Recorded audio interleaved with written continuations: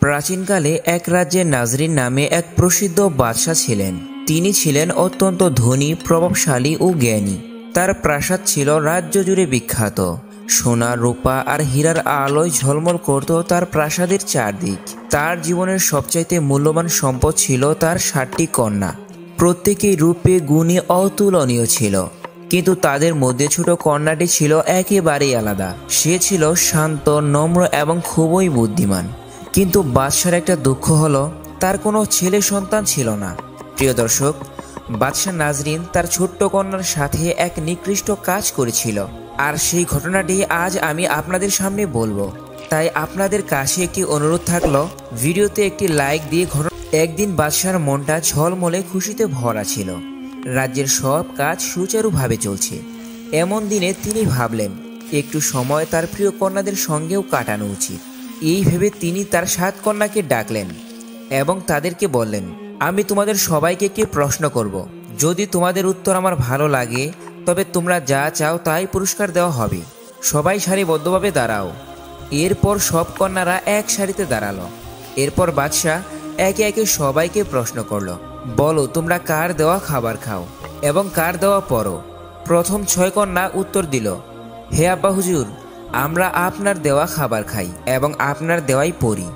এই শুনে বাদশাহ খুবই খুশি হলেন এবং সেই কন্যাদেরকে তাদের পছন্দ মতো জিনিস উপহার দিলেন। কিন্তু যখন সবচেয়ে ছোট কন্যার পালা এলো, তখন বাদশাহ তার দিকে তাকালেন। তার চোখে সরলতা ও আত্মবিশ্বাসের এক ছাপ দেখা যাচ্ছিল।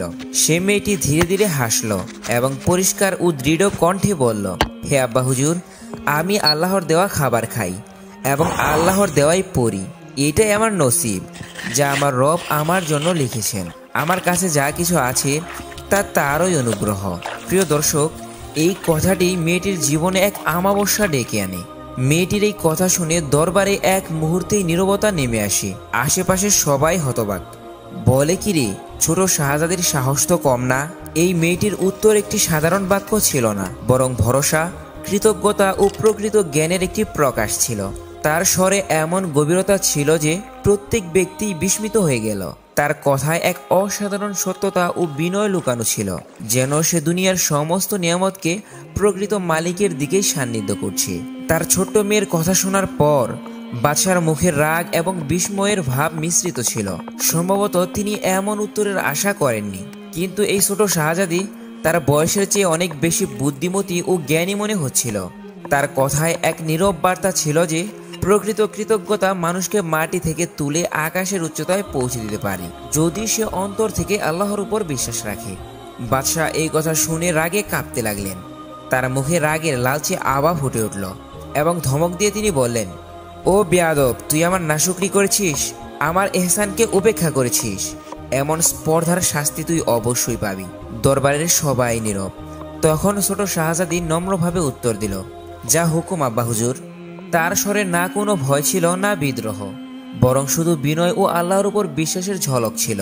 বাদশাহ রাগে এসে বললেন, এই কুলাঙ্গারকে এখনই মৃত্যুদণ্ড দেওয়া হোক। একে এখনই ফাঁসি দেওয়ার জন্য প্রস্তুত করো। এই শুনে দরবারে এক চাঞ্চল্যকর পরিস্থিতির সৃষ্টি হলো, কেননা বাদশার ছোট কন্যার মৃত্যুদণ্ডের আদেশ একটি স্বাভাবিক ব্যাপার ছিল না।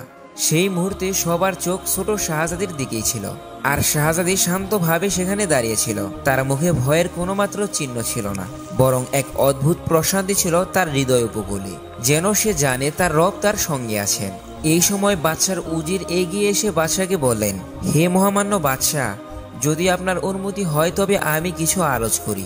বাদশা রাগে তার দিকে তাকিয়ে বললেন, বল বল, তাড়াতাড়ি করে বল। উজির নম্রভাবে বললেন, হে বাদশাহ সালামাত, এ তো আপনারই কন্যা। যদিও এর কথা আপনার অপছন্দ হয়েছে, কিন্তু এটা তার বুঝ ও তার আকীদার প্রকাশ। আপনি দয়া করে ওকে মৃত্যুর বদলে অন্য কোনো শাস্তি দিন। এরপর তিনি সৈন্যদের দিকে তাকিয়ে ঘুরে বললেন, ঠিক আছে, একে ফাঁসির বদলে জঙ্গলে নির্বাসিত করে আসো। আমি দেখতে চাই সে আমার সাহায্য ছাড়া কিভাবে আল্লাহর দেওয়া খায় এবং তার নসিবের পোশাক পরে। এবার সৈন্যরা এগিয়ে এসে শাহজাদিকে নিয়ে যেতে লাগলো, কিন্তু শাহজাদির মুখে তখনও চিন্তার ছাপ ছিল না, যেন সে জানে এই পরীক্ষাও তার জন্য আল্লাহর রহমতের দরজা খুলে দিবে। দরবারে উপস্থিত সবাই অবাক হয়েছিল যে এই মেয়েটি কতটা দৃঢ় ঈমান ও সাহসের অধিকারিণী। শাহজাদির সমস্ত গহনা ও কাপড় খুলে নেওয়া হলো এবং তাকে একা জঙ্গলে ছেড়ে দেওয়া হলো। কিন্তু শাহজাদি চিন্তিত ছিলেন না, কারণ তার ভরসা আল্লাহর উপর ছিল। সে জানত যে রিজিকের মালিক একমাত্র আল্লাহ। আল্লাহ রব্বুল আলামিন তার নসিবে যা লিখেছেন তা সে অবশ্যই পাবে। মহান রব তার নসিবে যা লিখেছেন তা সে অবশ্যই পাবে। রাত্রি ঘনিয়ে এলো। শাহজাদি তখনও জঙ্গলে কাঠ জোগাড় করতে লাগলো, যাতে সে আগুন জ্বালাতে পারে। কাঠ খুঁজতে খুঁজতে গভীর জঙ্গলে সে একটি কুঁড়ে ঘর দেখতে পেল, যার বাহিরে একটি ছাগল বাঁধা ছিল এবং ঘরটির ভিতর থেকে কারো কাশির আওয়াজ আসছিল। শাহজাদি কুঁড়ে ঘরের ভিতরে প্রবেশ করেই দেখল সেখানে একজন অসুস্থ বৃদ্ধ খাটের উপর শুয়ে কাতরাচ্ছেন। পানির পিপাসায় তিনি কাতর হয়ে পানি পানি বলে চিৎকার করছেন। শাহজাদি তখন তার ঘরে থাকা কলসি থেকে পানি বের করে তাকে পান করালেন। বৃদ্ধর নোংরা কুঁড়ে ঘরের মেঝেটাও পরিষ্কার করলো। বৃদ্ধ জিজ্ঞাসা করলো, তুমি কে গো মা? এত বড় জঙ্গলে একা তুমি কি করো? শাহজাদি তখন তার সাথে ঘটে যাওয়া সমস্ত ঘটনা খুলে বলল। বৃদ্ধ শাহজাদির সব কথা শুনে তাকে আশ্রয় দিলেন।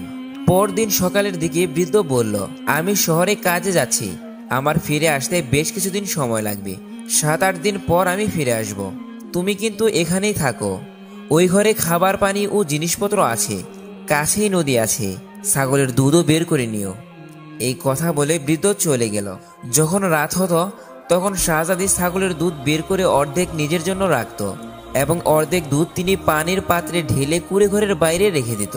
তার ধারণা ছিল যদি কোনো পশু বা পাখি ক্ষুধার্ত বা তৃষ্ণার্ত থাকে তবে সে সেই দুধ পান করবে।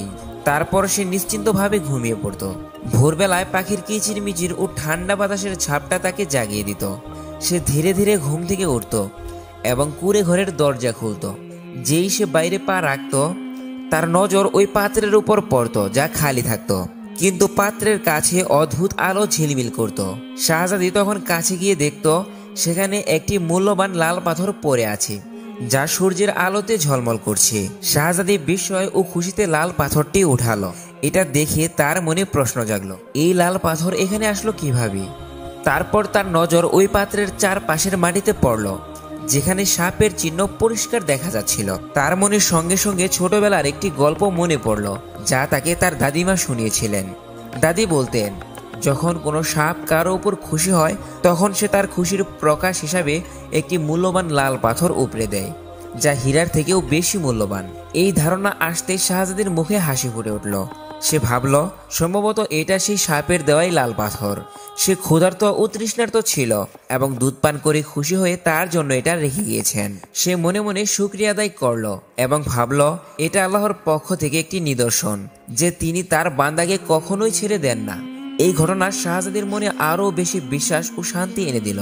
সে ভাবল, যদি নিয়ত পরিষ্কার থাকে এবং মনে দয়া থাকে তবে আল্লাহ রাব্বুল আলামিন তার বান্দার জন্য এমন রাস্তা বের করেন যা মানুষের চিন্তারও বাইরে। সে লাল পাথরটি একটি নিরাপদ জায়গায় নিয়ে রাখল এবং মনে মনে প্রতিজ্ঞা করল যে আজ রাতে আবার পাত্র ভরে দুধ রাখবে, এটা দেখার জন্য যে এই ঘটনা আবারও ঘটে কিনা। সন্ধ্যা হতে শাহজাদি পুনরায় দুধের পাত্র ঢেলে কুঁড়ে ঘরের বাইরে রেখে দিল এবং ঘরেতে নিজে গিয়ে ঘুমিয়ে পড়ল। পরদিন সকালে শাহজাদি দেখল যে পাত্রটি খালি এবং একটি নতুন লাল পাথর পাত্রের পাশে পড়ে আছে। এই একই ঘটনা এভাবে 7 দিন ঘটল।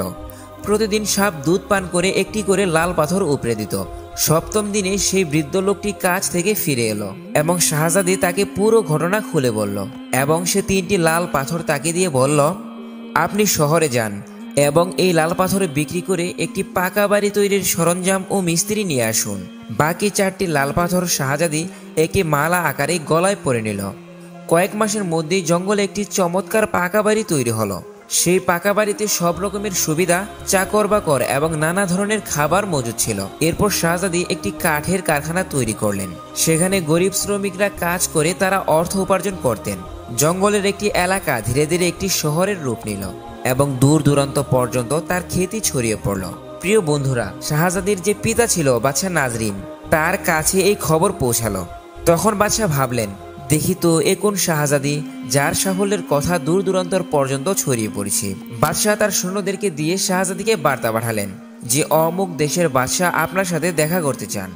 বার্তা পেয়ে শাহজাদি সৈন্যদের কাছে খবর পাঠালো যে দাওয়াতটা একটা শর্তে কবুল করা যেতে পারে।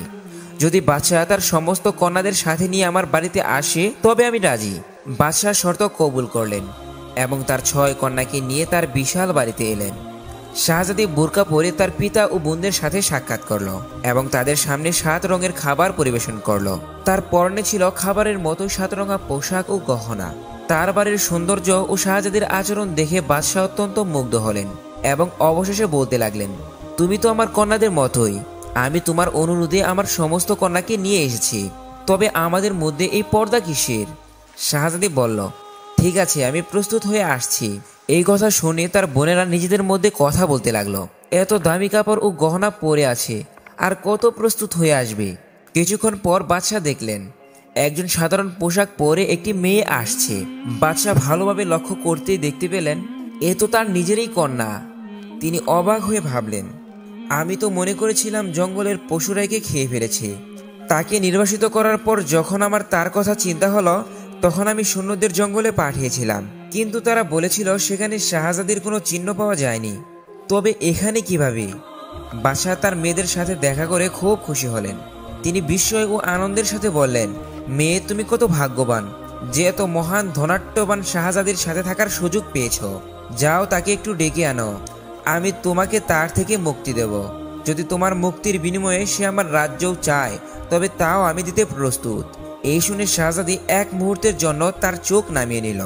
তার মুখে এক অদ্ভুত হাসি ছড়িয়ে পড়ল, যেন কোনো লুকানো সত্য তার সামনে আসতে চলেছে। বাদশাহ ও অন্যান্য বোনেরা অবাক হয়ে তার দিকে তাকিয়ে রইল। তখন শাহজাদি মাথা তুলল এবং নম্রভাবে বলল, আব্বা হুজুর, সেই শাহজাদিকে কোথাও দূর থেকে ডেকে আনতে হবে না। এই শুনে বাদশাহ দ্বিধাগ্রস্ত হয়ে পড়লেন এবং জিজ্ঞাসা করলেন, কেন, সে কি তোমার কাছে আছে? তখন শাহজাদি মুচকি হেসে হিজাব সরিয়ে বলল, সেই শাহজাদি আমি নিজেই। এই শুনে বাদশার চোখ বিস্ময়ে বিস্ফোরিত হলো এবং পুরো দরবারে এক চাঞ্চল্যকর অবস্থার সৃষ্টি হলো। সবাই স্তম্ভিত হয়ে গেল। বাদশাহ তখন এগিয়ে এসে বিস্ময়ের সাথে বলল, এটা কিভাবে সম্ভব? তুমি তো জঙ্গলে একা ছিলে, তাহলে এই জাঁকজমক অবস্থা এবং এই সবকিছু তুমি কিভাবে অর্জন করলে? শাহজাদি তখন তার পূর্ণ আত্মবিশ্বাসের সাথে বলল, মনে আছে আব্বা হুজুর, আমি বলেছিলাম আমি আল্লাহর দেওয়া খাবার খাই এবং আল্লাহর দেওয়াই পড়ি, আর আপনি এখন যা কিছু দেখতে পাচ্ছেন এই সব কিছুই আল্লাহরই অনুগ্রহ। আপনি আমাকে পরীক্ষায় ফেলেছিলেন, কিন্তু আমার রব আমাকে সাফল্য দান করেছেন। এই প্রাসাদ, এই দৌলত, এই সবই আমার রবের দেওয়া পুরস্কার। এই কথা শুনে বাদশাহ লজ্জিত পেলেন এবং গভীর শ্বাস নিলেন। তার চোখে লজ্জা ও গর্বের এক মিশ্রিত ভাব ছিল। তিনি বললেন, মেয়ে, তুমি আমাকে আজ একটি এমন শিক্ষা দিয়েছ যা আমি কখনোই ভুলব না। শাহজাদি তখন হেসে বলল, আব্বাজান, দুঃখ আমাদের ভাঙতে নয়, বরং শক্তিশালী করতে আসে। আর যখন কোনো বিপদে ভরসা আল্লাহর উপর থাকে, তখন দুনিয়ার কোনো শক্তি আমাদের পরাজিত করতে পারে না। এই মুহূর্তটি বাদশাহ ও সকলের জন্য এক অসাধারণ মোড় নিলেও ছোট শাহজাদি তার ধৈর্য, ভরসা ও সাহস দিয়ে প্রমাণ করল যে আল্লাহর ফয়সালা সর্বদাই সর্বোত্তম হয়। তিনি হেসে বলল, আব্বা হুজুর, একটা কথা কি আপনি ভুলে গিয়েছেন? বাদশাহ বললেন, কি কথা? শাহজাদি তখন বলল, আমি আপনাকে বলেছিলাম আমি আল্লাহর দেওয়া খাই এবং আমার ভাগ্যের লেখক তিনি। আজ একটু চেয়ে দেখুন, আমি আল্লাহর দেওয়াই খাচ্ছি এবং আমার ভাগ্যরই পড়ছি। এসব আমাকে আমার আল্লাহ তাআলা দান করেছেন। শাহজাদি তখন আরও বলল, আব্বা হুজুর, দেখুন, আল্লাহ আমাকে কোথা থেকে কোথায় পৌঁছে দিয়েছেন এবং আজ আমি আপনার চেয়েও ধনী। এই শুনে বাকি সমস্ত শাহজাদি হতবাক হয়ে গেলেন। প্রিয় দর্শক, এই গল্পটা থেকে আমরা কি শিক্ষা পেলাম একটু ভাবুন তো। আর যদি আপনি একটু বুদ্ধিমান হন আর মনোযোগ দিয়ে যদি ঘটনাটি শুনে থাকেন, তাহলে অবশ্যই এর সারাংশটা আপনি কমেন্টে লিখতে পারবেন। আমার মতে এই গল্প থেকে এই শিক্ষাই পাওয়া যায়, আল্লাহ তাআলা মানুষকে যেই অবস্থাতেই রাখুক না কেন সর্বদাই খুশি থাকা উচিত। যে ব্যক্তি আল্লাহর উপর ভরসা রাখে, আল্লাহ তাকে কখনো একা ছেড়ে দেন না। বাদশাহ নাজরিনের এই গল্পটি আপনাদের কাছে কেমন লেগেছে তা অবশ্যই কমেন্ট বক্সে জানাবেন। এবং আমাদের চ্যানেলে যারা নতুন, তারা অবশ্যই চ্যানেলটি সাবস্ক্রাইব করে আমাদের পাশেই থাকবেন। ধন্যবাদ।